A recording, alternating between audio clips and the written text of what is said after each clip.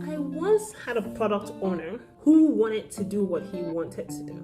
Like, it did not matter what I said or what my input was. He just felt like he knew better than me, and it didn't matter what I said. He just didn't take anything that I had to say into consideration. It was just a no, no, no, no. And I realized that, you know what, I just might not be able to get through to this person. I decided to try to form a bond with my tech lead.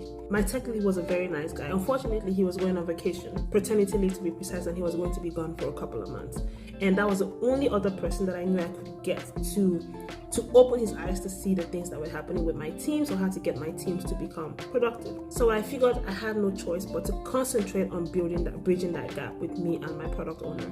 So I decided to make sure that our one-on-ones were constantly met. And every time I would meet with him, I had to use data.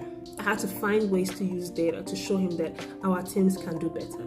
And enjoying data, every time I met with him, it was stressful, it was annoying, he was irritated by it, but I had to be consistent. In fact, at one point he told me, I don't want to keep seeing this, but I would somehow just pull it up and tell him, the team is not getting any better, the team is not improving. I'm saying this because some people just need to have data shoved in their faces. And you have to, if you want, because they're just very strong in their ways and consistent on what they want to do. But data is the only way that they can see that their teams are not doing better. Eventually he cracked, and he was able to allow me implement a few things that helped our teams to become productive. But initially I had to constantly use data. Yes, I had to use the burn down chart. I'm not a fan of the burn down chart, but I had to use it. I used the sprint report. I even created my own data on my own to show him that my teams were not, doing so well. I brought about an agile assessment report as well. I had to create a RACI chart to show him that, look, you're actually not even doing what you're supposed to be doing because someone else is doing what you're supposed to be doing.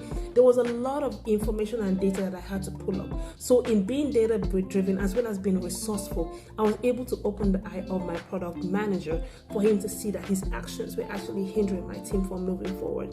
So what I'm saying is that sometimes you might have to focus on that one person. Yes, that one person to help you and your teams. And it's a lot of work, but you got this.